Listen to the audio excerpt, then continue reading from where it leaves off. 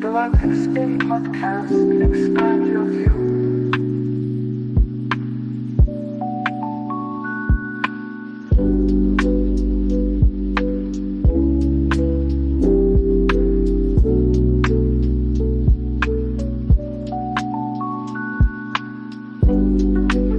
In Lakesh, and greetings to one and all. Welcome to the Galactic Spin Podcast. My name is Mikuak Rai in 126, joined by my brother from another mother, RuBen Llinás, in 113, on this 113 days to the golden intersection of timelines, no less.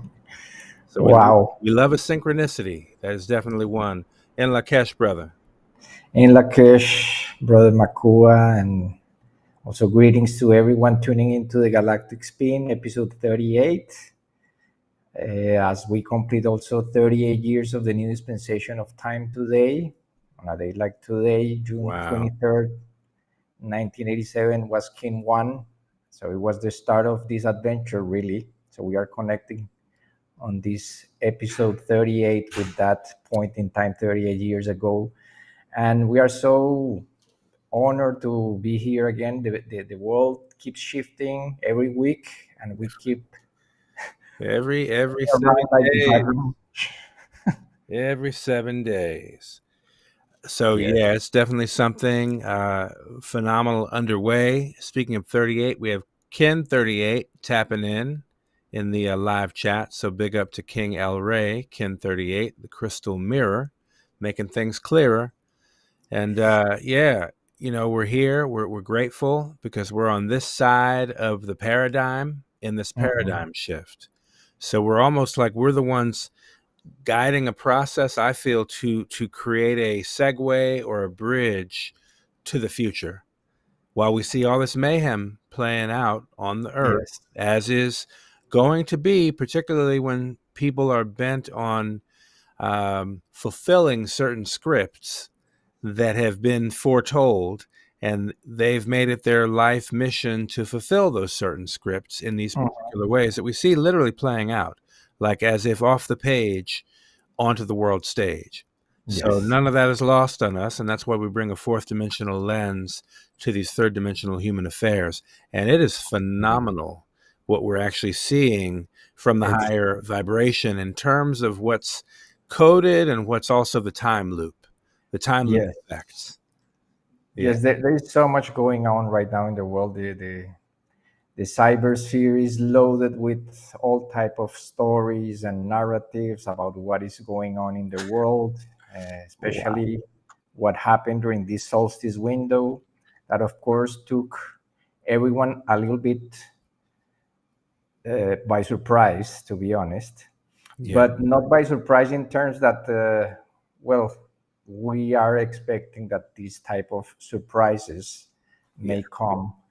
And let's keep also in mind that this year, 2025, as we mentioned a few episodes ago, is an echo of 2020 because of the 7 Solkins 5-year synchronization window that we already explained, that basically every 5 years we go through the same kin, only with 5 days of difference, because there are exactly the same amount of days in 5 cycles of 13 months and 7 cycles of 260 days or 7 Solkins. That's why we are kind of witnessing a similar narrative of panic and fear taking over, but it's our responsibility, actually, our ability to respond to these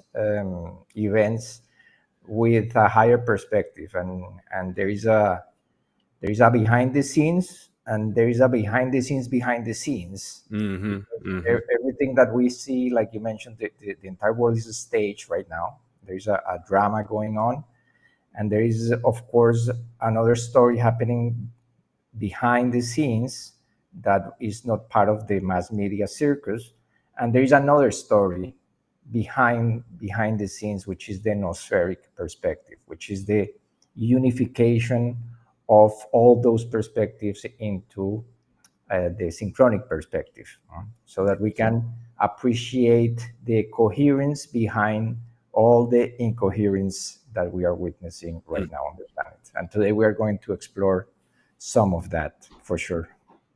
Absolutely. Let's get into it. Yes.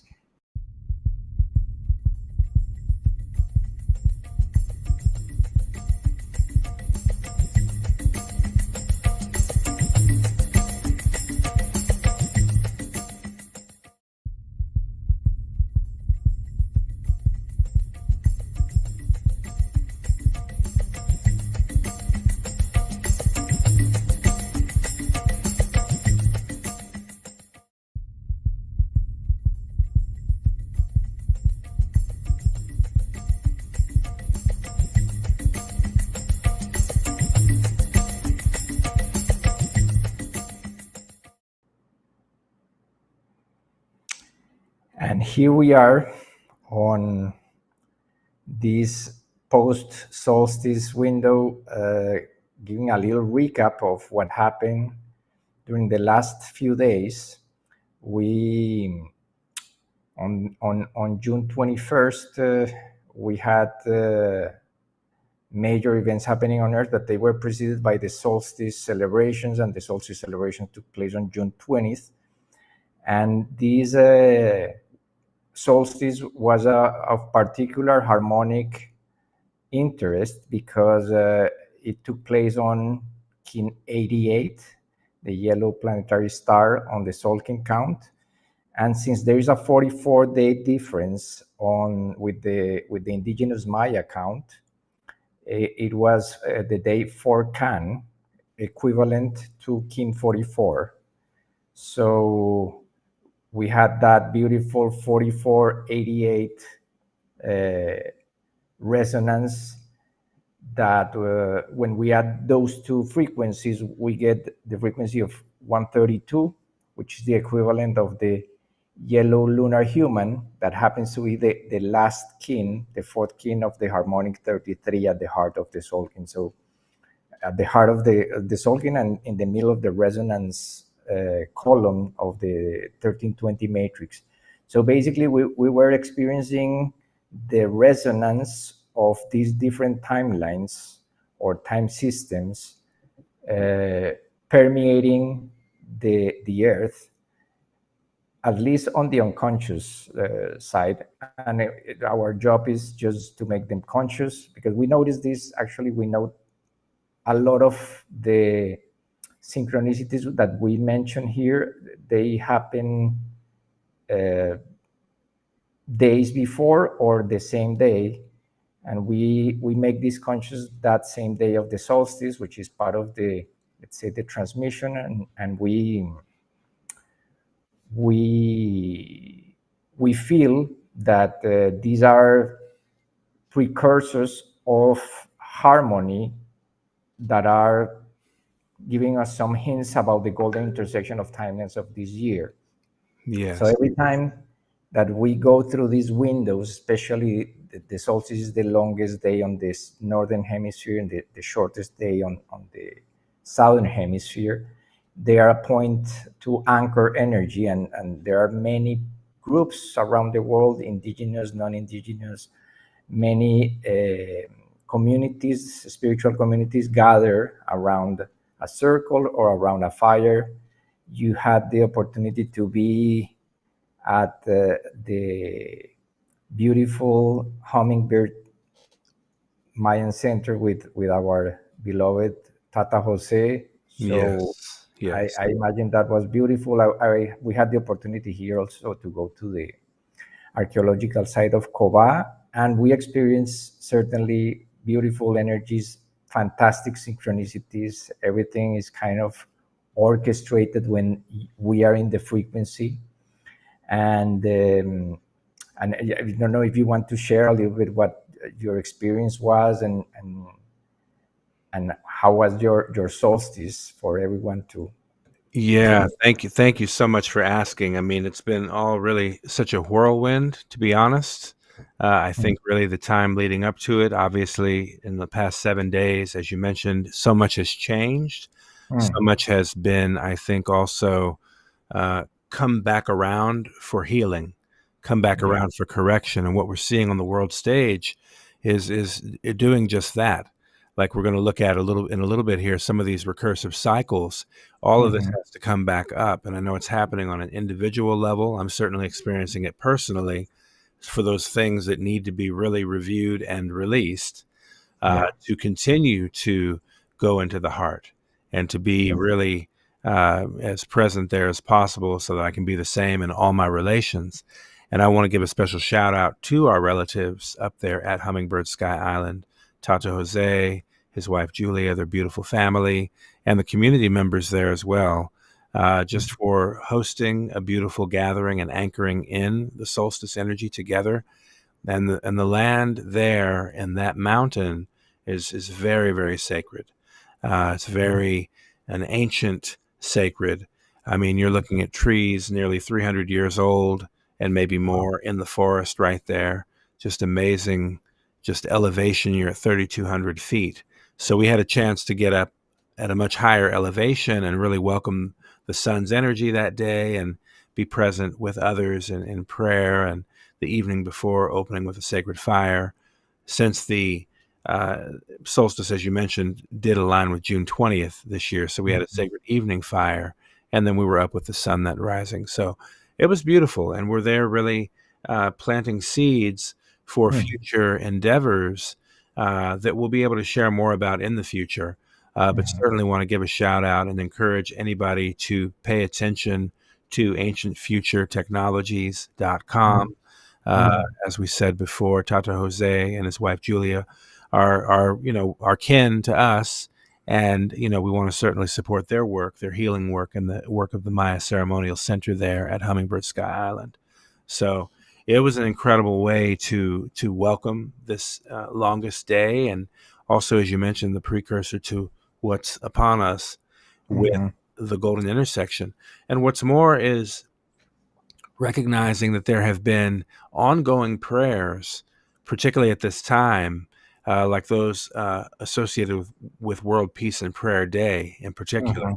And so we wanted to bring that forward as well for folks, just in resonance, given the timing of this being within this heptad. We're still in that solstice energy right now. We're still in that glow, in that window right now. So we felt it important with this episode to really take the pause and to really enter the heart more and more, come what may, no matter what contrast may distract us or come up to the surface for correction. It's always best advised at this time, as we've been kind of amplifying a bit more and more, to pause. And to really rest in that pause. And I'll go ahead and share this invocation and prayer from Arvel Looking Horse, Lakota elder.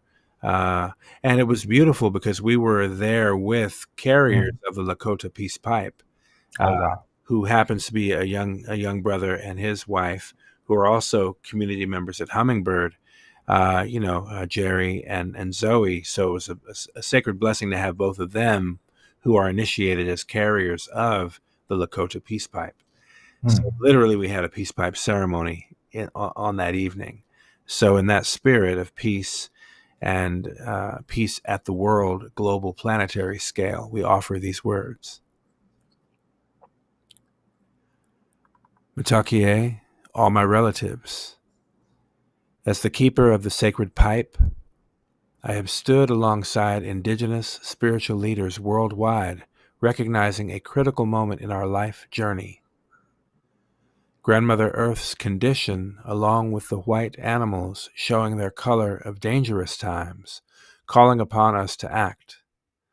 The white buffalo prophecy, along with other Indigenous spiritual messages, have been in a prayer for centuries, guiding us through very difficult times.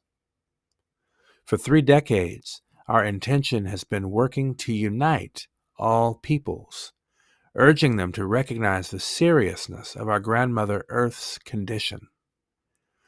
The prophecies state that if we stand together in unity at our sacred sites of prayer, we can create a global energy shift of healing. Once again, we extend an invitation to all nations, all faiths, to join us in one prayer on June 21st. We ask that you gather at your sacred circle of prayer, be it an indigenous sacred site, a sacred fire, a church, synagogue, temple, mosque, or even your home, to unite in creating a spiritual energy of positive change. We are convinced that this global unity effort is the key to change this destructive path we are now walking. In a sacred hoop of life, where there is no ending and no beginning. Hased Onapitke Naka Arvel Looking Horse, 19th generation, keeper of the sacred white buffalo calf pipe. Aho. Aho. Yeah, so we offer those intentions and we bring it forward a couple of days later.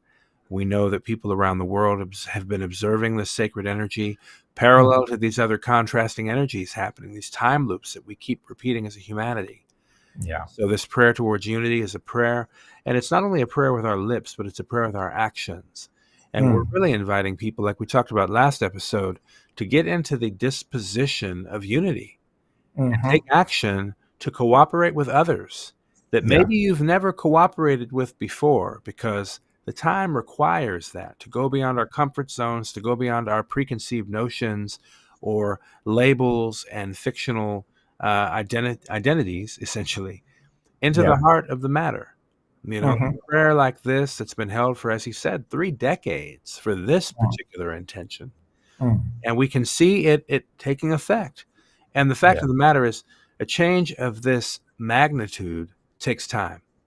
Yeah. So it does require a lifetime commitment to change. It requires a lifetime commitment to embodiment and to growth and transformation ourselves, you know, and as more are elevating together in that energy, we're going to see the changes, and soon. That's what, again, this is a run up to this golden intersection. It's no joke. And this year also being that International Year of Cooperatives, 13 years since its first observance, is no joke. It's no joke. And that fact that October 2025 is the International Month of Cooperatives. Oh, yeah. And July 5 is the International Day of Cooperatives. We know that's coded by Kin 103. Crystal Night. It honestly can't get more clear than what the codes and the signs are indicating to us. And so, you know, with that in mind, I just want to give thanks. Thanks for presencing that. And as we see the contrast, let's also bear in mind this was happening simultaneous with these energies. And maybe if you want to shift and speak on this a little bit, just as we're making it conscious in the field, while we're also recognizing the healing and transmutation happening in the parallel reality. Yes.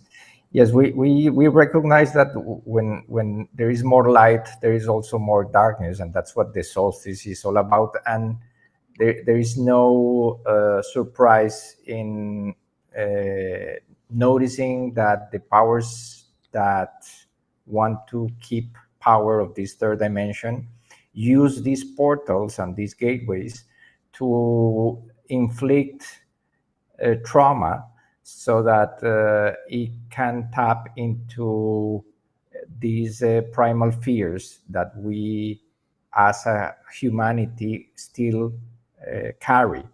And of course, the nuclear fear of nuclear annihilation is one of those deep fears that has been planted over the years, especially since the year 1945, when the first atomic explosion took place.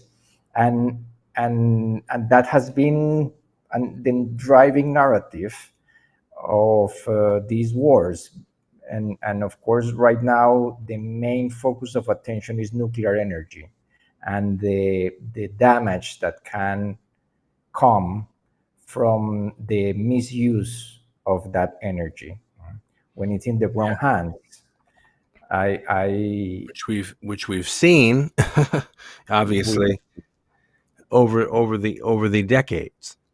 Yes. So of course the the events that took place on June 21st, the bombing of 3 nuclear sites, they triggered an emergency meeting of the United Nations Security Council, which is, of course, even though it's an organism that it's losing its real power or capacity to make or drive the world into balance.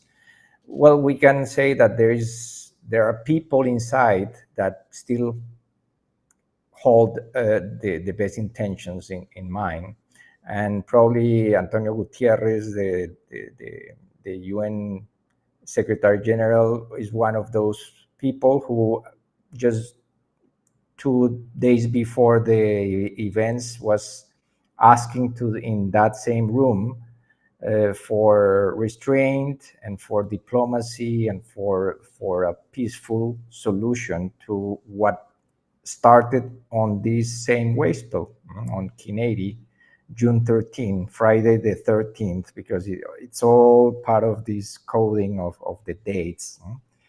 And the fact that these events took place at nuclear plants, that they trigger a fear among scientists and the public in general about the possible collateral damage that can happen in terms of leaks of nuclear energy or radioactive contamination.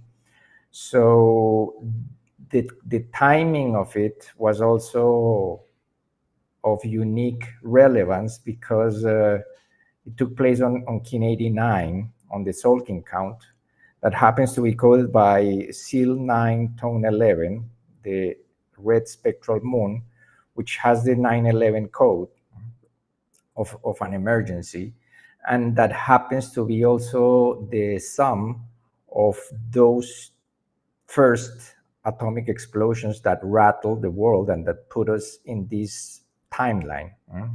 The Trinity event, the testing of the first atomic bomb at the Four Corners, took place on July 16, 1945, Kin 34, and then Hiroshima took place on August 6, 1945 on Kin 55. And when we add those two frequencies are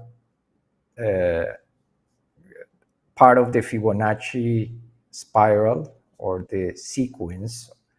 So it is clear that they want to also, whoever these entities that are inflicting this trauma, they tap into these harmonic nodes to create this harmony at points of harmony, either consciously or unconsciously, because we don't know really, and we may never know. But it's important just to observe this, to perceive that there is a hidden narrative behind these events, and that everything is connected through the tapestry of time space. So the fact that these two events add to this new nuclear emergency that we don't even know if it's really an emergency, because it seems like these nuclear sites were abandoned. So it may be a whole theater playing out. We don't know yet. But it was certainly interesting also to notice, this is a slide that we presented on episode 18 of the Galactic Spin back in January, when we presented that on January 28th, the Bulletin of Atomic Scientists announced their yearly Doomsday cloak and diagnostic or their take on how close are we from doom. It's called the Doomsday clock. And this is the closest we have been. It's 89 seconds to midnight. So it was really interesting that day we were precisely 260 days from the golden intersection, day 2, which is Phi Day. So October 15 of this year is exactly 260 days away from this announcement. So we can see again this recurring theme of placing this harmony in at harmonic points or harmonic nodes where harmony is actually present in the fabric of time. So it's like as if there are two competing sides or two competing timelines. One, the artificial time driven by the clock, in this case, the Doomsday clock, and one driven by the cosmic cycles of time. And what we discovered also today, because we wanted to check the background of these events, was that this situation that we are witnessing right now is the result of an event that took place precisely 10 solstices ago, when the president of the United States decided to withdraw from the Iran nuclear deal. It's called the JCPOA, the letters, which is the Joint Comprehensive Agreement or something like that. But that happened on May 8th, 2018, when he withdrew. And that happened to be Kin 90, they like yesterday. So there are exactly 10 solstices of, or 2,600 days, which is a fractal of 260, from that point of withdrawal to this crisis. So again, we don't know exactly if this is intentional or if it's part of the unconscious making itself conscious, but it's certainly registered in the noosphere, and yes. We are our job here is to give that fourth dimensional perspective on these third dimensional events, so that we can really tap into something deeper beside the stories that we hear and we see in the media. So this is another interesting part, is that it took place on the 7th day of the spectral moon, May 18. The spectral moon was, again, the kin coding these attacks. The red spectral moon, in this case, was the full 28-day spectral moon of liberation. But they are part of that same narrative. And now we have today the announcement of the chief of the IAEA, which is the International Agency of Atomic, I don't remember the exact, I think is the International Agency for, let me check here really quick. Yes, the International Atomic Energy Agency is part of the United Nations too. And this took place today, in which they want to assess if there was any damage to the reactors and if there is any actual leak of radioactive material. This radioactive material happens to be uranium, that we are hearing that word in every broadcast. Every news outlet is speaking about enriched uranium as part of the, or as the main reason of why these facilities were bombed. And it happened to be that the atomic number of uranium is 92, which is tomorrow. So this all is like we mentioned on our last episode, everything is number.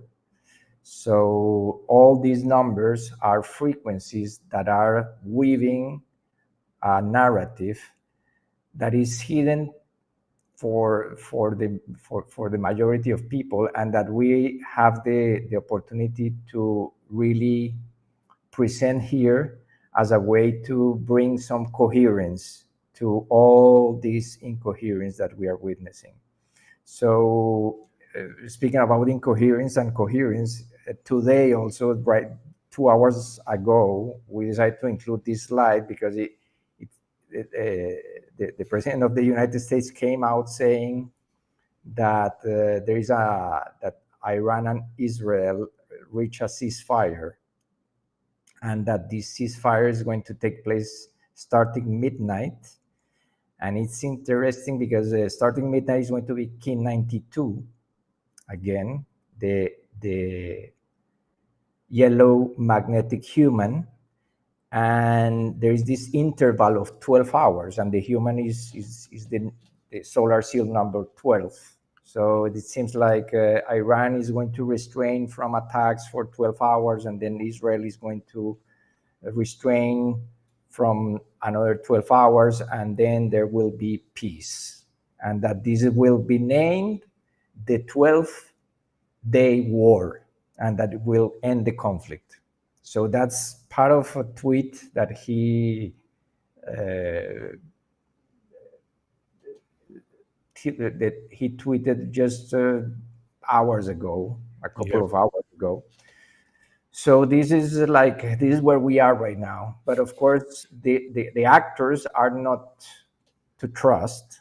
We already saw that the day before he was saying that he was going to take a decision if intervening or not intervening in 2 weeks, and the next day this was happening. So we still don't know what is going to happen, but we keep an eye on this, because it's, even though a lot of this may be staged just to create that fear atmosphere, well, there is something deeper that is happening, and we just want to go to that heart of the matter, like you mentioned, to see what is really happening and what is the noosphere trying to tell us.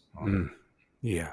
It seems like that 92 is very important to what we've been doing here, because we began this whole podcast on Kin 92.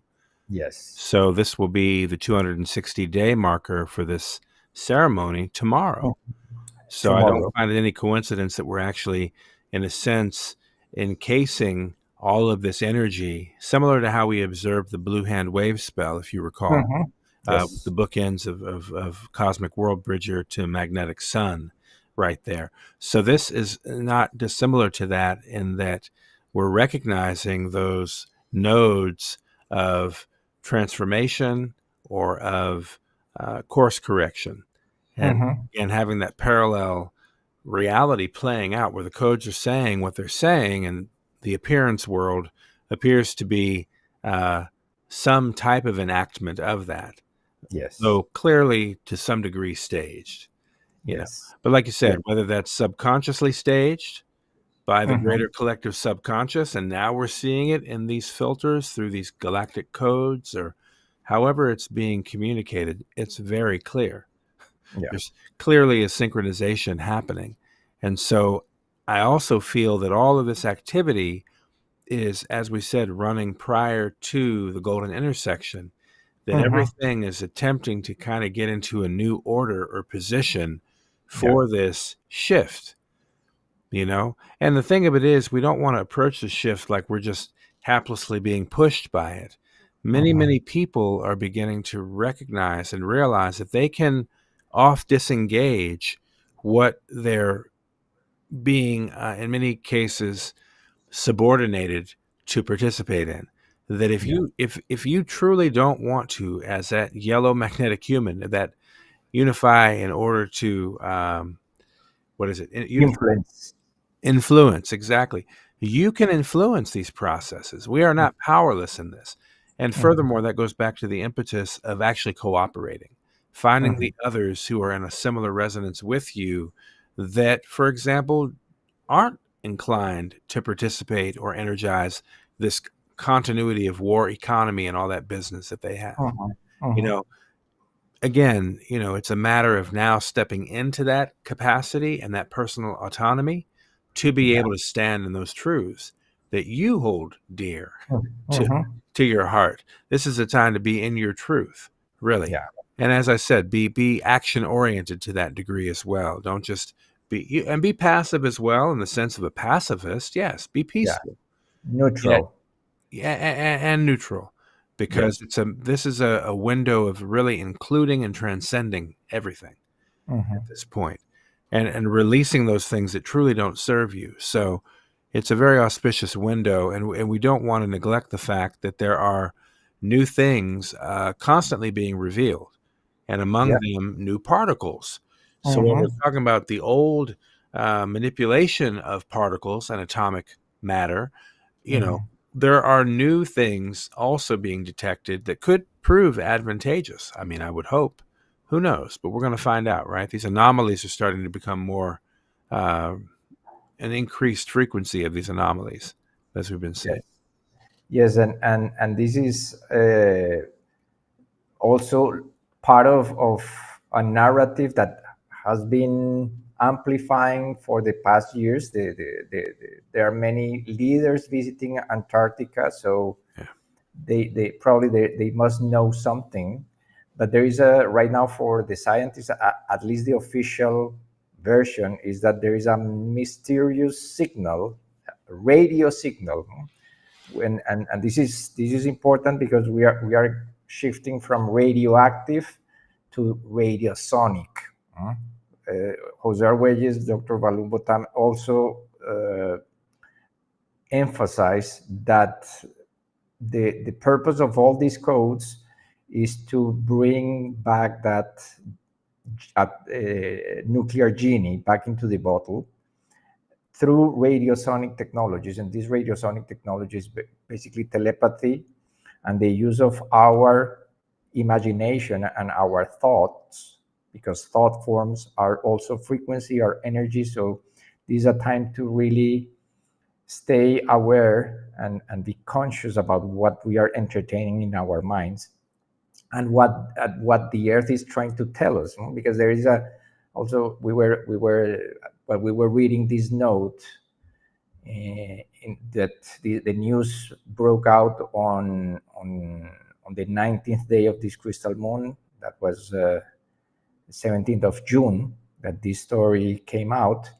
It was the resonant tone, the red resonant serpent, and and these radio signals, well, they create like this resonance, and that's how the the instruments that the scientists are using it to measure, because what they were trying to measure was the interaction of particles at a subatomic level, especially neutrinos at the pole of the Earth. So it's interesting the play of words, because you are at the south pole of the Earth measuring neutrinos, which is kind of a way to stay neutral in between the two poles, because right now the world is completely divided. There is this geopolitical drama playing out, and it's so important not to fall into the trap of taking sides, going to one pole of the other, but Exactly. staying in that center. So we will be tracking also this story. There seems to be a new type of neutrino that the scientists are discovering, or a new particle coming out of the interaction of these subatomic particles, including the neutrinos, which are ghost particles that come from deep space and that interact with us at levels that we are just starting to really fully comprehend. So let's keep an eye on this, and let's see what the mystery of these signals is trying to tell us. Maybe there are other beings inside the earth trying to communicate with us. It can be also. It can be. We're in a time of these paranormal realities revealing themselves in greater and greater frequency, as we mentioned. So, yeah, this is exciting. And also, we're going to be tapping in a little bit in the Time is Art section of the broadcast, just to really exercise one of the meditation techniques and technologies that's actually intended to assist in amplifying that noospheric layer in a very intentional way, Yeah. So looking forward to some of that very soon. But for now, let's go ahead and sink in and tune up.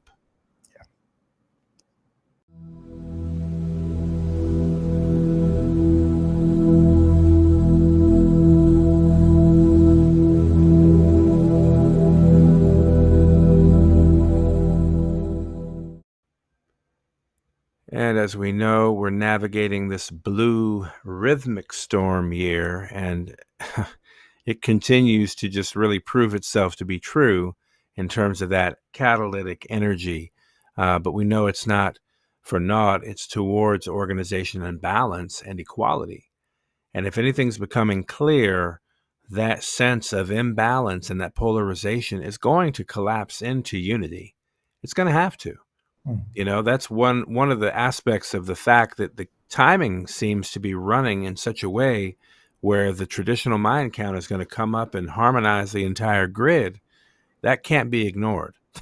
So I just want to say all those things that have happened through this window we call colonization are all going to be coming up for correction. And that's really what we're witnessing. And we're also seeing, obviously, the effects of trying to avoid that correction through all the mayhem projected. But we are in the moon of cooperation. We know that that is the fourth dimensional lens applied over third dimensional human affairs. So for those of us out here who are resonating in cooperation, we're in sync with nature's cycles. Let's be very, very clear. And we've been very intentional about this. Those of us who have been tracking and walking these 13 moons for years, in some cases at this point, we've all been part of a living prayer, an ongoing ceremony, just like that world peace prayer that we shared earlier.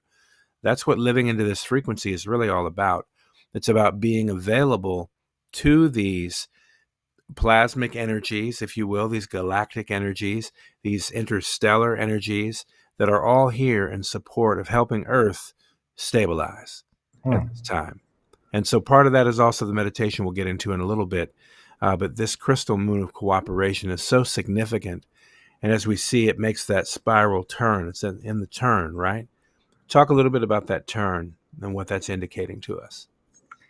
Yes, well, the green squares that we see here is the points during the year that the energy shifts direction. So we start on the magnetic tone and we start to go down to establish a course of action.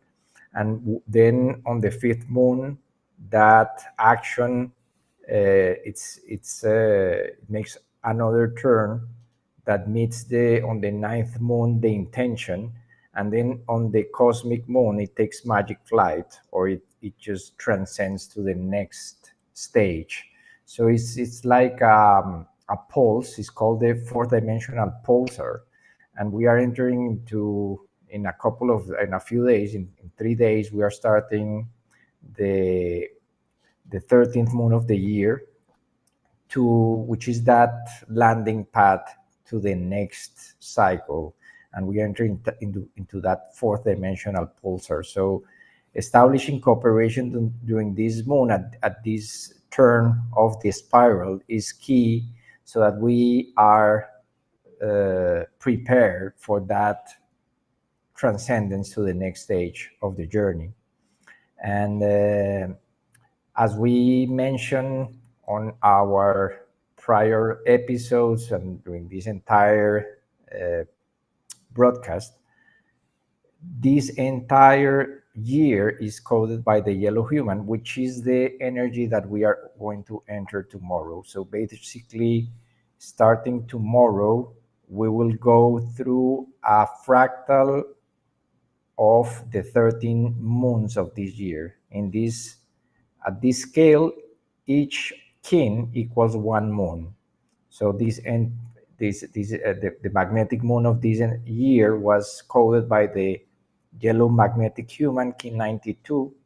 So everything that we live tomorrow, for instance, is a little bit of a replay of what we planted on that first moon of the year. And the next 13 days is going to be a little mirror or a fractal of what we have created during this entire 12 months that we are finishing. So it's like a nested cycle within a cycle, in which we have the opportunity to make conscious that this energy of free will and our capacity to influence with wisdom events on earth, it's amplified. So everything that happens during the next 13 days is crucial because it's the energy of the entire year. Yeah. So, and we are entering within that cycle during the 13th moon of the year. So this is a beautiful expression of the fractal nature of the codes of the synchronic order that was made conscious back in the year 1997 as a second stage of the telecton prophecy. It's called the 20 tablets of the law of time, in which Jose realized that every 13 moon cycle can be nested within a wavespell of 13 kin. So in that way, we have a theme, not only for the entire year, but a theme for the entire moon, and a theme, the theme for the next moon, for our next episode, we will be already in that 13th moon. It's going to be the yellow cosmic seed.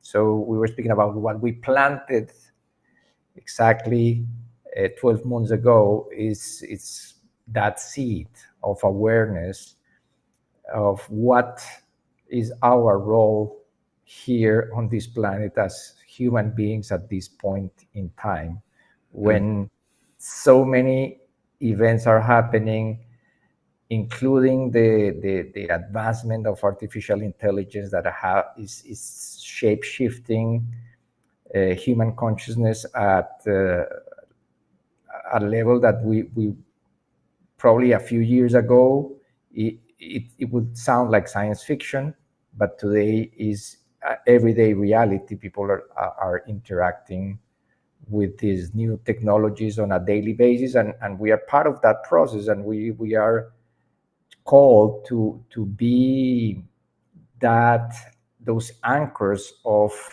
or those bridges between the worlds and between the dimensions, so that we can really make this process, this transformation of that human embodied into our vessels. Our human bodies are those containers for consciousness where all these alchemical changes are taking place, and that we are in the process of integrating. Absolutely. And to that end, also, being that this moon, as you mentioned, is coded by Kin 103 itself, I think that's very significant in that is the frequency of the International Co-ops Day on July 5. Yeah. So we'll see that Kin 103 again, but it's giving us a preview this entire moon. What's more is I'll have the honor of actually going to the United Nations building on day 28 of the crystal moon. It also happens to be the 80th anniversary of the birth of Dr. Malachi Z. York, none other than he, who is a master teacher to me in my life, and through the path of matriculation in right knowledge and light knowledge and these various paths, which bring me to everything we've done up to now.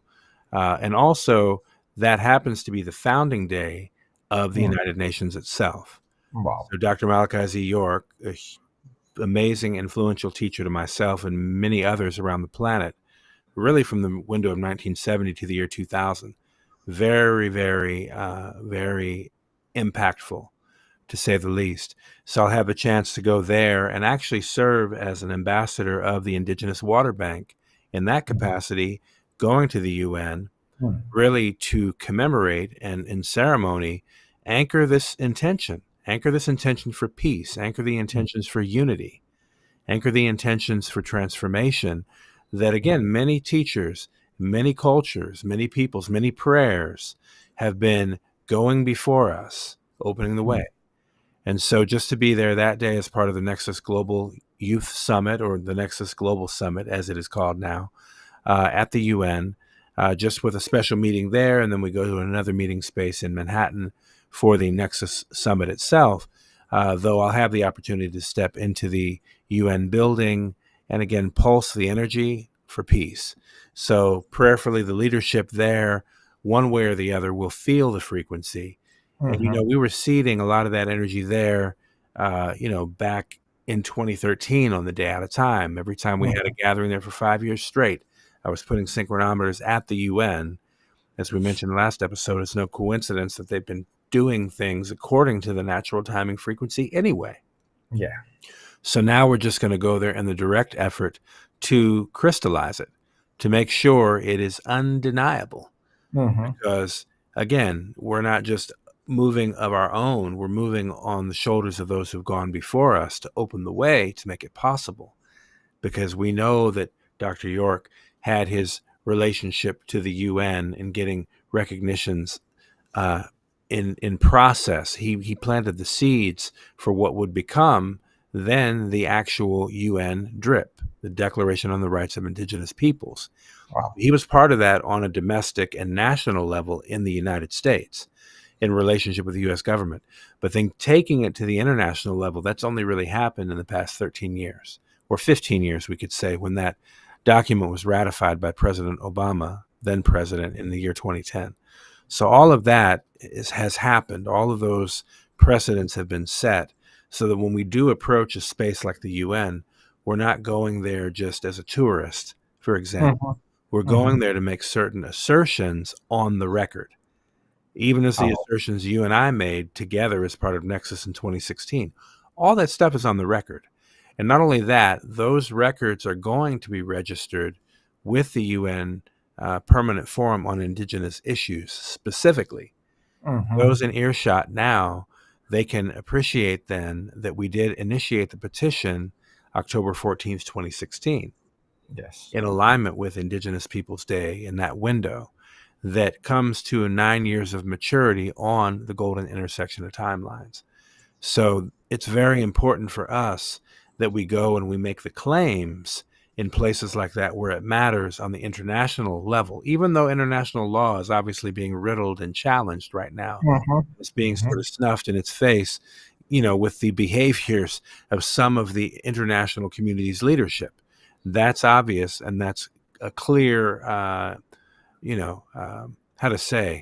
clear violation of, the human rights of millions of people. And that's not to be dismissed or ignored. Though in terms of how we assert our future, we got to build a better world ourselves. We can't wait on these governments to do it for us. And so by us, I do mean those who recognize themselves to be indigenous on the planet. It's time for those of us to step beyond the fictional boundaries that they've codified, that we've been trying to navigate a life through, and actually step into our truer nature, which is in sync and right relationship with nature and the laws of nature, that is recognized globally, internationally, particularly now with recognition at that UN level. So we can step into these arenas now with a different certainty. And the fact of the matter is, unless we exercise those things, they hold no weight. But once we do exercise those things, they become activated without a doubt, and they are internationally recognized. I think the key here is that we need to use those recognitions to remind the nations. An indigenous people as a unified voice, 467 million people, truly indigenous, and those who identify as indigenous, including Black Americans, so-called, African Americans, so-called. That's a large body of people who don't necessarily recognize who they truly are, because they're definitely not going to get their human rights recognized by the fictional structure. So we got to do better, right? So a part of this wave has to do with that. This international cooperative energy is for the brown and Black peoples of the world. Step into a space that's not riddled by white supremacy and all these other fictions, including the Gregorian calendar, period. And I'll say this one more thing. In the next year, we're literally going to put the calendar that we're inviting people to sign the petition for, we're going to put it on the record as the Indigenous Peoples calendar. saying that. I'm putting that on the record right now, tonight, in the face of all this mayhem, because Yes. these fools are going to do what they do. To them be their way, to us be ours. That's really what time it is. And we don't need permission from these fools either to do what we're doing. We never did. Look. At some point, maybe we volunteered ourselves to participate in their scheme. But, forget that. Yes. Later for that. And let's remember that we are all indigenous to this earth. 100%. So that's the point. This. Step into it. Step beyond the fictional construct and that public policy narrative that was woven for us. Step into the co-creative space. Collaborate and cooperate with your indigenous brothers and sisters worldwide, period. Even if language is a barrier, there are ways to bridge those differences. Let that not be an excuse, because best believe people around the world want the same thing you do. Right? Food, clothing, shelter, well-being. That's the basics. Let's start there. What does that really look like? Quality of life, versus the quantity of profits. Yeah. This is a paradigm shift. We played the theme song for that last episode, New Paradigm. It's real. It's very, very real. We might run that track back at the end of the episode just for the love. Just to remind you what's underway. It's not just a rap song. This is a movement, y'all, for real. And so we see that in the code. Kin 92 tomorrow. We're closing that bookend of this galactic spin tonight in a different way than we began the ceremony. We're in a completely different way than we began the ceremony 260 days ago. So completely reborn. Thanks for that fact. And I stand on that. We give thanks to all those tuning in every episode, rocking with this, sharing their love, spreading their love in all the directions. You know what I'm saying? Like, we're in this together. To get there, we got to go together. So thank you for doing it together with us. Just putting that forward for folks. So we rock this moon of cooperation. You got a few more days. Whatever it is you're going to lock in on for this moon of cooperation, let's do it. And we know, again, it's Kin 103 coding this entire moon. This is about the abundance. This is a preview of the abundance that we're going to further amplify on July 5th, right? 20 days out from the day out of time, which is also then 123 abundance. I mean, what are we talking about here, y'all? Yes. Work the magic is all I'm saying on this blue cosmic monkey day. Work the magic. Know the code, know yourself, and work the magic. Work the energy. Absolutely. And as we said, there's a few days left in this moon. You can see the green square at the center of the fourth heptad. And what is the kin coding this heptad? It's precisely the yellow solar human, Kin 152. So we are entering the human wavespell on the solar human heptad or week, coded by Kin 152. Intention. Right. That's right. I mean, to work the magic. So, and thank you for going to New York and make presence there during the cosmic moon of presence, that bridge in between the moon of cooperation and the moon of presence. That's right. And putting the message out there, because it is at times like this, because we are certainly at a crossroads right now. And it's so important just to use those forums that are already in place to make this message heard. And even though we already went there, it's so important to keep doing it, because this planting that intention is what we don't know who is going to hear the message, who is going to really welcome the message and see the importance of it, the transcending nature of this tool, which is basically the organizing principle of society, is the calendar. So it's that's the drum we have been beating, and thank you for going there on this new adventure of the human. like using set your some free things in will. motion. We're going to set some things in motion, keep the momentum going. That's really what it is. It's kind of just checking in on these acupressure points around the planet, just like people gathering at Stonehenge a couple of days ago, right? That's just Yeah. pulsing the grid. Everybody can do it. We're all here to do that, and that's that intentionality, pulsing with that intention, the solar tone of intention. So Yeah. we're all here as solar beings. We're all doing our part. So thank you Yeah. as well. And to all those out there staying in their light. That's really what time it is. Yeah. And so when you have And these the codes, yellow solar human is also the code for the Homo nosphericus, which is the human attuned to solar consciousness. So that's what we are all. We are all that Homo sapiens sapiens in transit to Homo nosphericus. We are just making it conscious every day a little bit more, and this entire 13-day cycle that we are closing today, Kin 91, the blue cosmic monkey, and that we started on Kin 79, the noosphere constant. It's this third cycle of 13 days of the another cycle of 52 days called the White Castle of Crossing. So we are refining what we started on the first 52 days, the first 4 cycles of 13 days. What we see on the right side of the screens are the 5 cycles of 52 days each, which are a fractal of the 52 heptads of the year. It's another way that the fractal nature of the codes work within the 260-day cycle and the 13 moon cycle. 52 weeks, 52 days. And this cycle is as we can see on the next slide, we started with the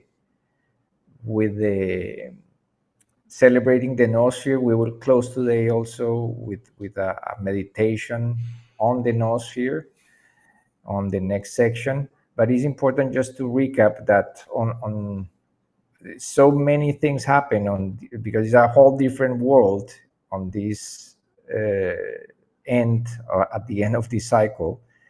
The second day, the yellow lunar sun, is when the alarms went off with the situation between Israel and Iran. And today we are at the point of a possible ceasefire, so we pray for that. And we went through the solstice. We want to also honor that on that same day that the 3 nuclear facilities were bombed was the completion of 20 Solkins, or 5,200 days of the departure of Jose Arguelles Valumbotam, who dedicated his entire life to really create the spiritual equivalent of the atomic bomb. So we honor his work and the legacy he left everyone here on Earth. And today precisely we are completing 38 years, as we mentioned at the beginning of the episode, 38 years of the first day of the first galactic spin of the new dispensation of time, which was the legacy that Dr. Jose Arguelles and Loidin Bolonic left to us. So we want to honor this day by just quoting him on the nature of the dream spell. So what he said at the Earth Wizard Seminar in Picarquín, Chile in 1999 is that the dream spell is actually the first major manifestation of the new dispensation of time. When we talk of the new dispensation of time, that's not something vague. We actually have particular dates when we say that this dispensation actually began. First of all, the Solkin spin or galactic spin goes back to the date Crystal Moon 25 of the Red Resonant Moon year, which is in Gregorian date is June 23rd, 1987. this day was the day of the red magnetic dragon. So all this initiated on a day like today, 38 years ago. That happens to be also 2 metonic cycles of the moon. 19 years takes the moon to go precisely into the same phase on the same day of the Gregorian calendar, or any calendar really. So continuing with that quote, on that day, Red Magnetic Dragon, my face appeared on the front page of the Wall Street Journal, along with the front page story on the harmonic convergence. We thought that this was a rather interesting synchronicity, that of all places for this to begin, it began on the financial newspaper of the world, the Wall Street Journal, but this is how God presents his signs. So this is an actual picture of that edition of Wall Street Journal on June 23rd, 1987, which in the front page, it says, New Age will dawn in August, seers say, and Malibu is ready. Mr. Arguelles says that the choice between a new age and an all-out destruction is ours, and we had better decide.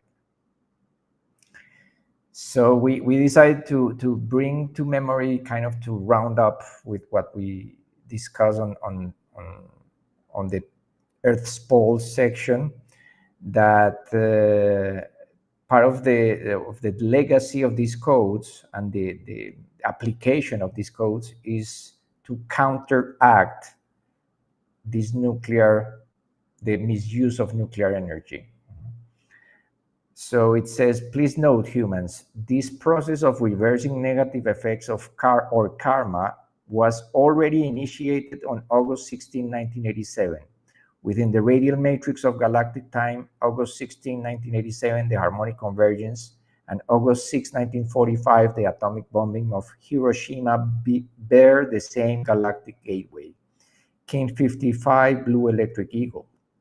Because of a critical portion of humanity was able to be aroused and open again to the sun at dawn, August 16, 1987, the process of reversing the 1260 dream spell of history was able to commence.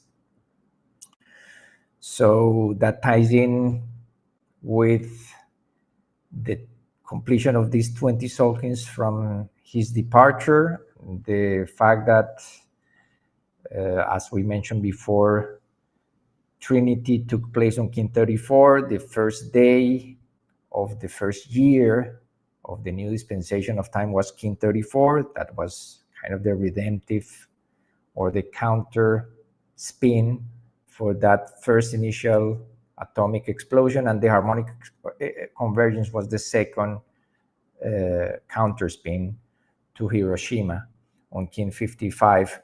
So that's the technology that we have been speaking about, and that we dedicated one entire episode during the hand wavespell, because that's the main 13-day cycle that the first that this new dispensation really took root on Kin 34, and that this first atomic explosion also took place. So if you want to add anything to it, or we can. No, I mean, I think you've said plenty. I mean, it's just beautiful to be able to reflect now back, really 38 years on episode 38. Yeah, I think that's auspicious in it of itself. It's 1111 right there, little portal. Mm-hmm. For the numerologists out there in the audience.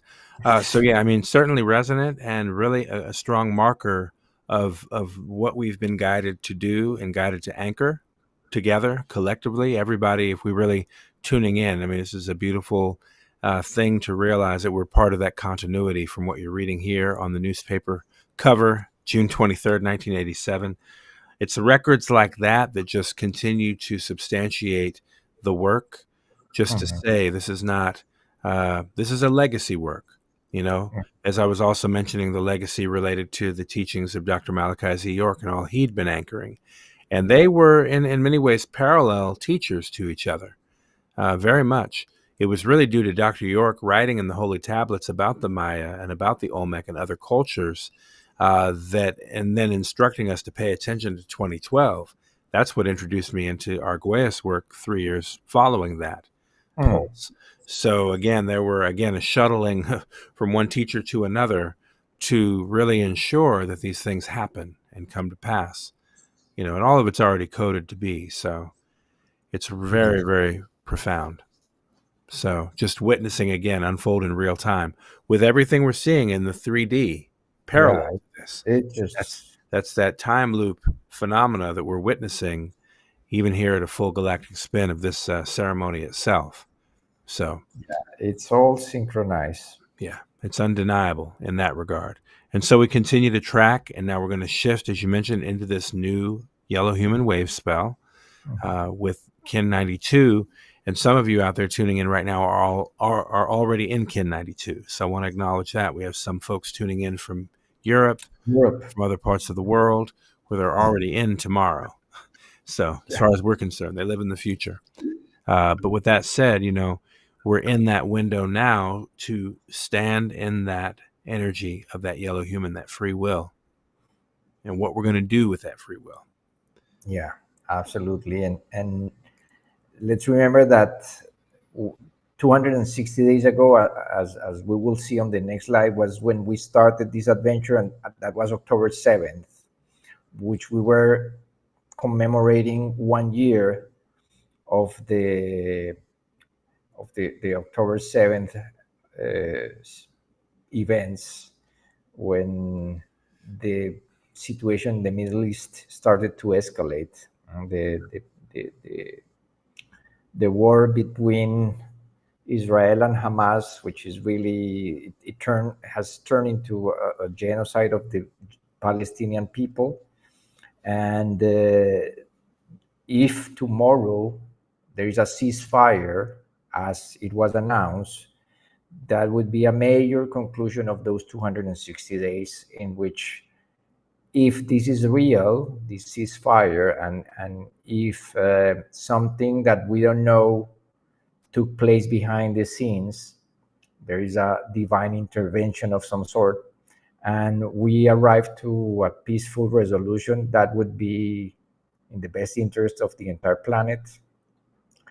So we want to make that conscious, because we are at the beginning of this 13-day cycle that is all about really connecting with our human free will and our capacity to act with wisdom, and with the be aware of our capacity to influence the world just by the thoughts and intentions that we hold. So that entire cycle, which started with episode 1 of the Galactic Spin, it's synchronized with many important events, including the 532 years of the arrival of Columbus to America. October 14 was also Indigenous Peoples Days in the US, and it started the 1-year pilgrimage to the Golden Intersection on Kin 99 and Kin 100. Kin 100 happens to be the first golden section of the year, of the Solkin, of the 1320 matrix. Kin 160 is the second golden section. And it happened to be that the yellow solar sun, Kin 100, is also the guide of the yellow solar seed, which is the day of the golden intersection, a year in advance. A shout out also to our dear friend Aminta, which is a yellow solar sun. And that wavespell also, the last 3 days is an important window, because on the long count, or the indigenous count, Kin 102 is now synchronized with Kin or with the equivalent of Kin 58 or 5 Etsnap, the day of the passing of Pakal Votan, and Kin 104 is synchronized with the birth of Pakal Votan. We were completing precisely 260 days ago 1,997 Solkins from his birth at the end of this Wavespell of the Human that we are about to start. And that same day was also, we were beginning the last tune cycle of 360 days to the golden intersection. That day was on the long count 13.0.12.0.08 ahau. So that let's put it this way: the last tune cycle to the golden intersection on 13.0.13.0.0 was anchored by this birth of Pakal, and next King 104, of course, is going to be again 8 ahau. So the next these 13 days that are starting tomorrow, we can go back to the prior slide, are basically we are going to be celebrating or commemorating 1,998 Solkins. We will be only 2 Solkins away from completing 2,000 Solkins from his birth. And the next iteration, as we mentioned on prior episode, the next King 104 will be March 23rd, the day of his actual birth on the Gregorian calendar. So this is all a tapestry that has been carefully woven. We are just making it conscious as we advance in time towards the golden intersection, and these energies are going to manifest more and more. And in this case, we make really emphasis on that figure of Pakal Votan, because that's the origin of the entire prophecy, or the entire prophetic stream that we have been covering, and the guiding energy or the guiding avatar that is bringing us to Palenque to really anchor the golden intersection at this sacred site. It is truly a remarkable unfolding happening. So yeah, we give thanks and big shout outs to everybody tuning in and sharing their kin numbers in the live chat. It's good to get to know each other, know your kin, find the others, and look at the synchronicities emerging in that way too. Really, really beautiful. So yeah, we want to give an emphasis also today, as you were mentioning, really in this solstice energy, extending that pause and meditation and intentionality a bit, that we can really truly anchor in commemoration of today being 38 years of the new time. So being anchored 38 years ago today, no small thing. And so that beautiful resonance is something we invite people to really sit with as we move into the Time as Art section, because we do want to invite you to meditate with us. Let's give a good 10 minutes to really focusing in on the noosphere. We're going to share a very special meditation with everybody. I'll put a link to that, in fact, in the chat, so you can follow along with us. And then we'll sit for the 10 minutes just to really anchor in and energize the noospheric field, this collective field together, okay? This is giving us a preview, a sneak preview in a sense of the technologies that we do have available to us. And so we invite that, and go ahead and check for that link in the chat for those that want to tune in.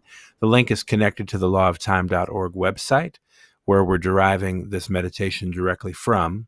So that's the ground central for the work of the Law of Time itself and the legacy work of Dr. Arguelles. So we're going to share that in a moment. And thank you again for everybody tuning in and staying tuned with us.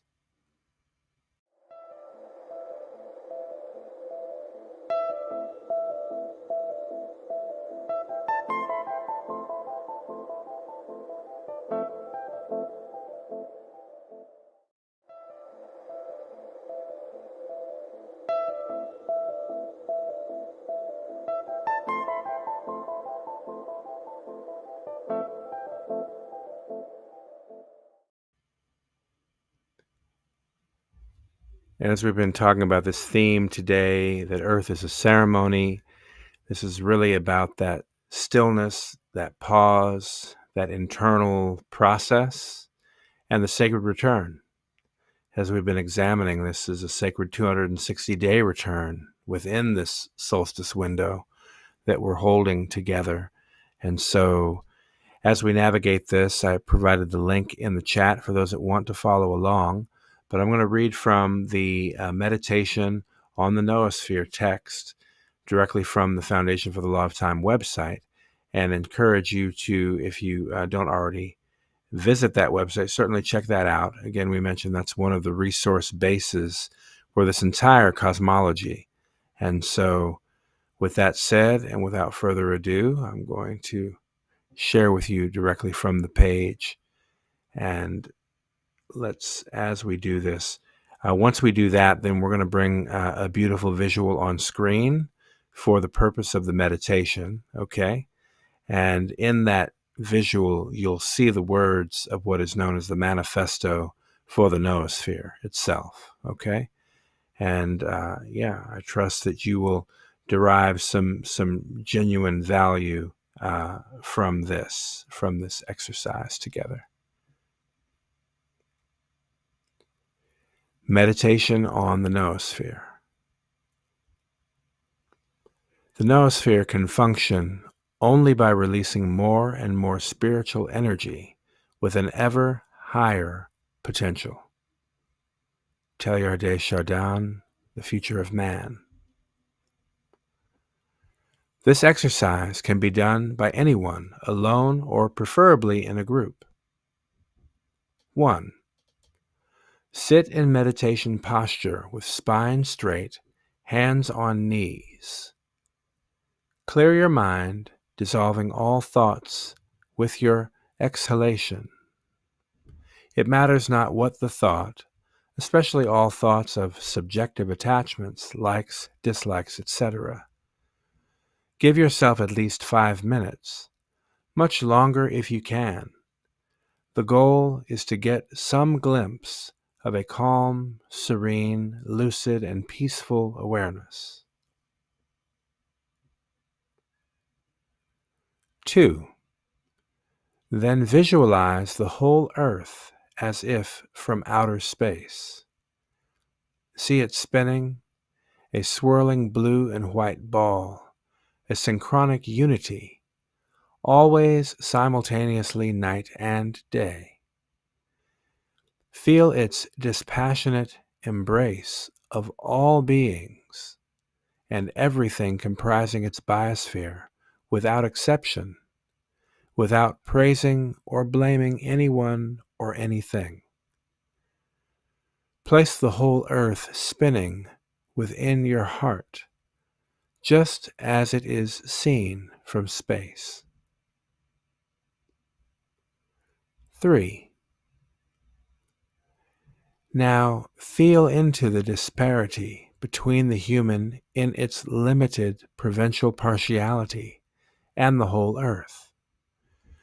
Feel the suffering, the hungry, the poor, the sick, the refugees. Feel the confusion and the misery, the alienation, the anger and the frustration that are part and parcel of the limited provincial mindsets. Then think, this suffering is unnecessary, caused by wrong views of reality and ignorance of our planetary nature and role on this whole earth. 4. Next, practice breathing in the darkness, ignorance, sickness, and suffering, and transmute it all into light in the core of your being, which is the core of the earth. As you exhale, breathe out light, consciousness, objectivity, compassion, and love to every being on earth without exception.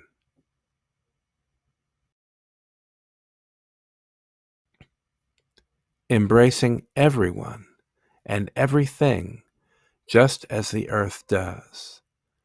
Especially embrace those whom you think might be your enemies. Dissolve them in the light of your love. 5. Practice taking in the suffering and breathing out the light for maybe 10 minutes. Feel in yourself the lucid, impartial, universal compassion of the earth as being no different than your own consciousness.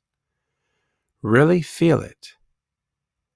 This is the first step to activating the noosphere. Then proclaim, I am one with the earth. The earth and myself are one mind.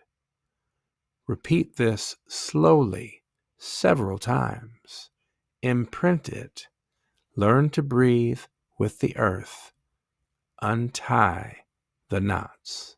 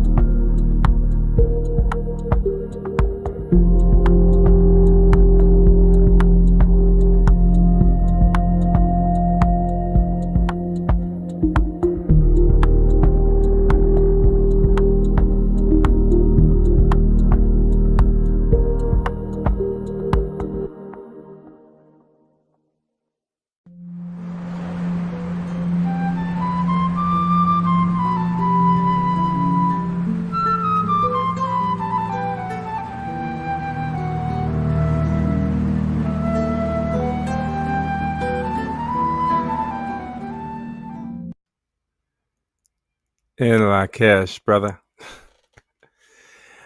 That was a powerful meditation. Powerful. I got to say, I hope everybody out there was able to tune in and feel that frequency. Really, recognize our inner technologies and preferably in a group, as was said in the instructions. So, more of that. Thank you for encouraging us to introduce that tonight. I think that was a perfect placement of the intention at this turn of the spiral as we're completing that 260 spin. Right now, literally the namesake, the galactic spin. Beautiful. And it's sometimes we try to say with words, we try to define things that we cannot really define, and it's only when we go within that we can really feel them. And I think the introduction is such a beautiful guidance. So thank you for reading those paragraphs in which we feel the earth, and we really absorb all that trauma that she also has to absorb daily, and become one with her. And really that really awakens the compassion. So it's just words cannot really describe the feeling. No, it's very, very sacred, very special. It really goes beyond words. So it moves into purpose. It just really helps us really feel on purpose. And it's amazing that we are able to do it with the people that are watching right now. You know how many are tuning in right now, but wherever you are, whoever you are, we thank you for being part of this live ceremony. Exactly. It looks like we got 13 plus 1 at the moment. And that's good. And we know other folks check in when they can around the planet, when they're able to be up and tune into the replay. So we send this wave of energy through to everybody tuning in at whichever interval you find yourself tapping in with this energy. But thank you for just holding that space together around the world, And we want to emphasize that we're 113 days now, as of this episode, to the golden intersection of timelines. Very auspicious, that being your kin number. Right? Feels very prophetic, like the prophetic energy of the Skywalker. Thank you for letting me know. I have no idea, actually. Today I miss that.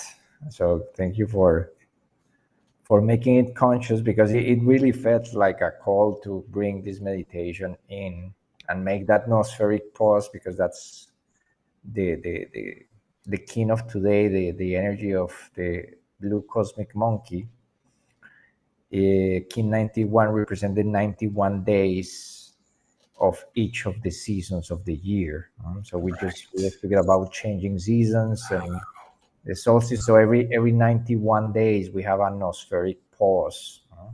So basically on the day of the solstice, we were having that noospheric pulse, because each season has 13 weeks of 7 days, 91, and we are closing today the 7th cycle of 13 days, 91 days of this galactic spin. So it's orchestrated in a way that we can barely comprehend, but we make conscious as we do it, and that's the beautiful aspect of it.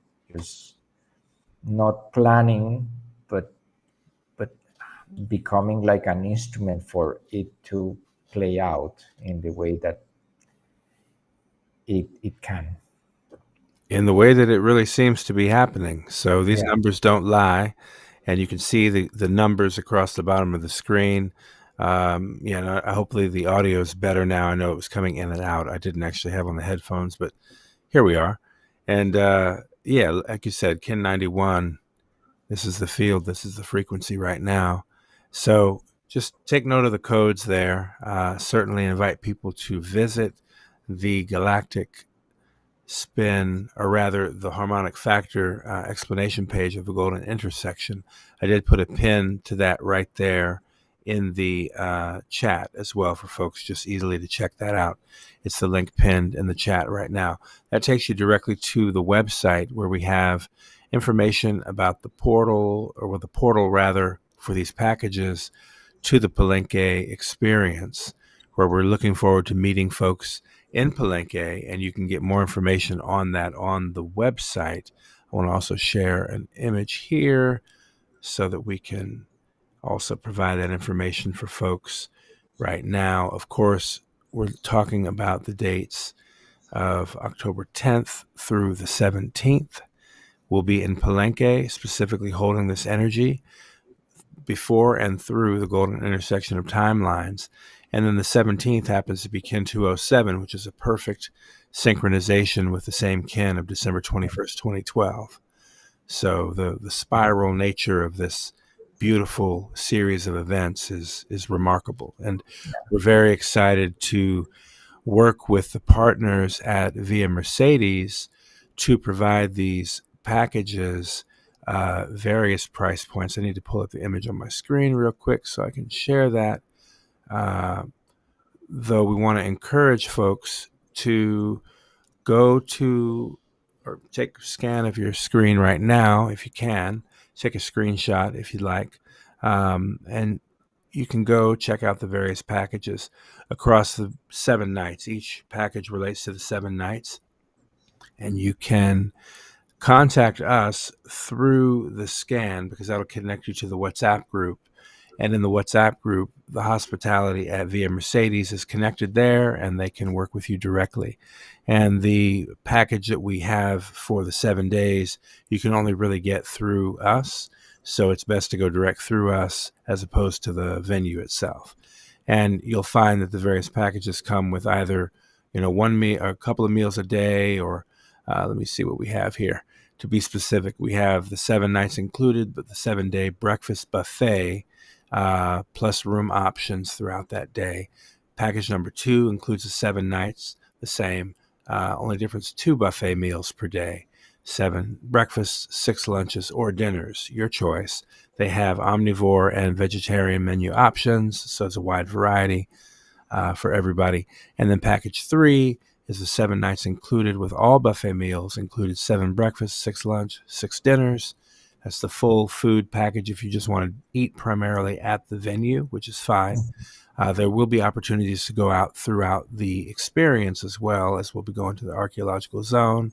We'll be going perhaps in some other ways to the waterfalls and have a chance to also get out and see the area. So you may want to only get 1 meal or 2 meals a day. So the choice is yours. In any case, certainly scan there to join the WhatsApp group where all your questions can be answered.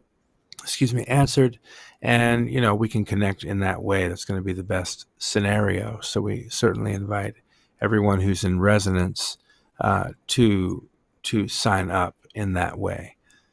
Yes. Would you like to add anything there? No, we are also creating, Giselle is creating a beautiful page, or is adding all of this information to the Harmonic Factor website. Yeah. So you can go there also and check the updates. We'll be putting in the coming days also the full program, or at least the main activities that we are going to intentionally create for each of the 7 days. And we also encourage people to start saving their airline tickets and their transportation, because these are packages that only include the accommodation. Yes. And it's important that people make their own plans for traveling. Exactly. So certainly tune in with us. We'll answer any questions and help find any insights to the best scenarios that you may want to do. We certainly encourage you to look into that. And yeah, we're just grateful that this is forthcoming, and we're here to continue in this energy and this experience. We also encourage people, wherever they're going to be, to tap in the energy that day, those days, because it canvases a series of events. It's in a very auspicious window, just given that 10 days of a Gregorian calendar, but knowing everything is really coming into, I think, a center point for healing and course correction. And this is the auspiciousness of that timing. It's also weaving in these observations of Indigenous peoples worldwide, Indigenous Peoples Day, or Dia de las Razas first, right? In Mexico and throughout Latin America. And speak about that day a little bit. What does that day represent? Yes, well, the idea of using these 7 days is really to go through past, present, and future.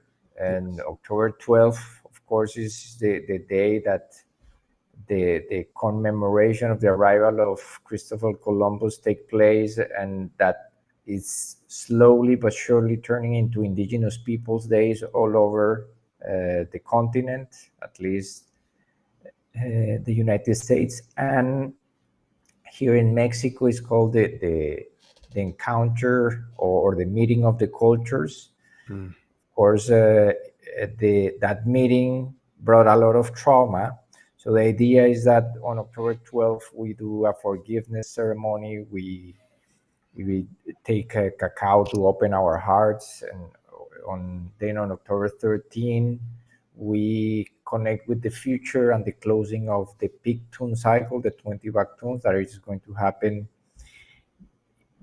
way in the future. In the year 4772, we will complete 20 back tunes, but we want to really plant the seeds of this energy for the next generations. So we are planning to do some activities to connect with our inner child and with the children of the families or the guests who are going to bring their kids, and local people who want to join us also with their kids. And we want also to create like a time capsule where we can really place our intentions for that, what we are called the 7 dynasties of timeship Earth. The 7 Baktuns are 7 dynasties. Each Baktun contains 20 generations. 20 generation is one dynasty. So we are really looking to make this window a special moment to go into the past, forgive the past, then go into the future, envision that new future, envision what is possible, and then go back to the present moment to really celebrate on the golden intersection, October 14, 15. Yeah. Those 2 days, we're going to have lectures, and we are going to have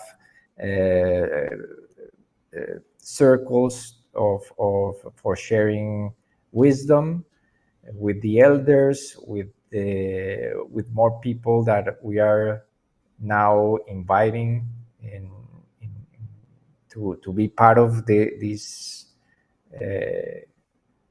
ceremonies that we are going to do, and these special moments of sharing, really, because that's what is really all about sharing ourselves, sharing quality time, sharing sacred time, and doing it at a place like Palenque, that is the origin of this entire prophetic stream, and that holds the roots of the codes of the law of time.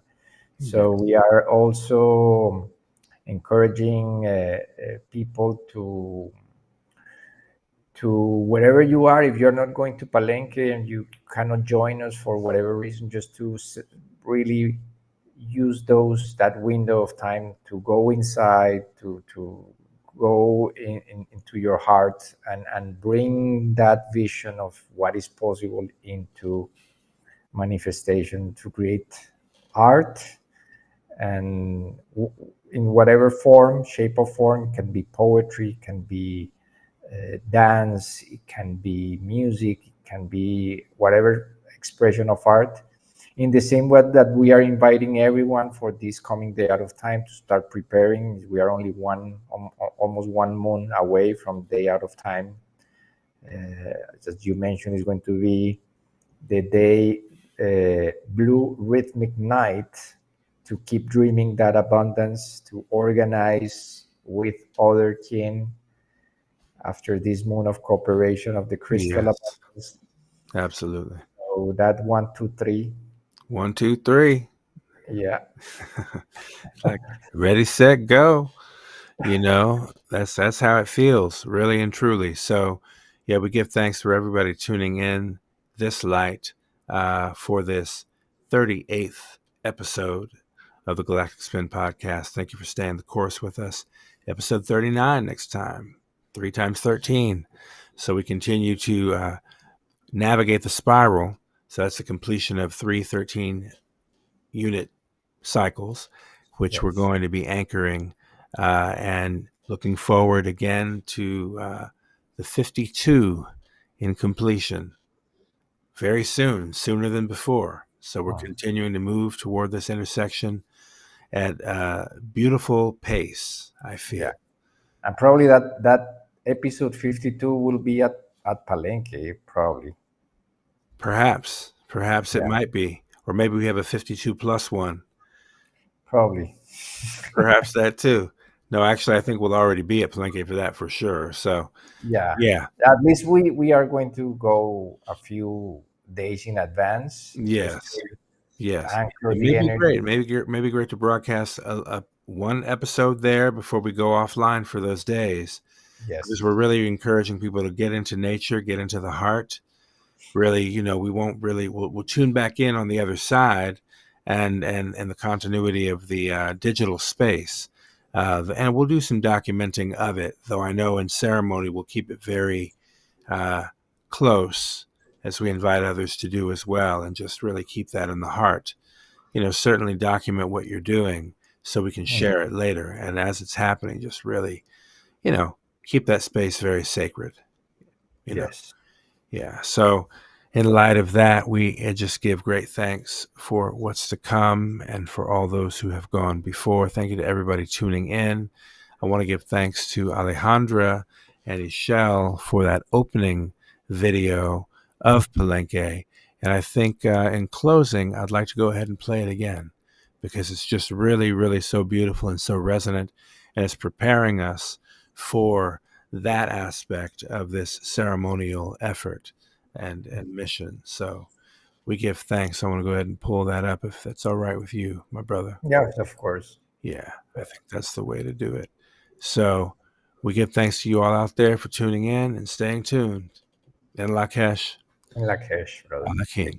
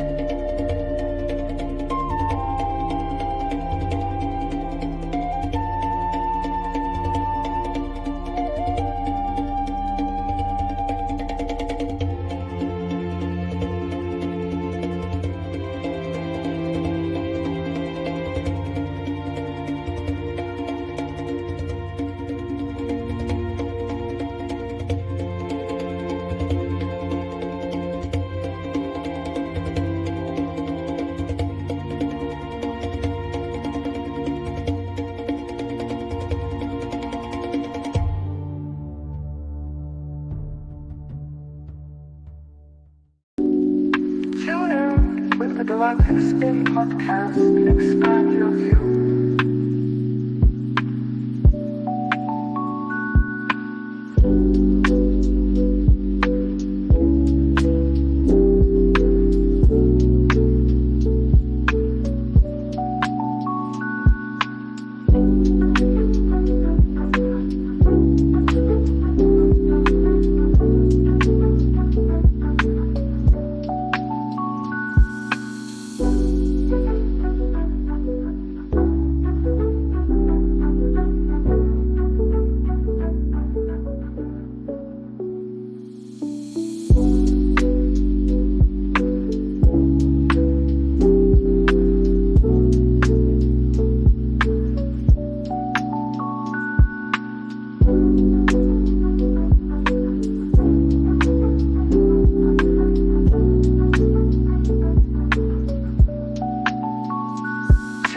with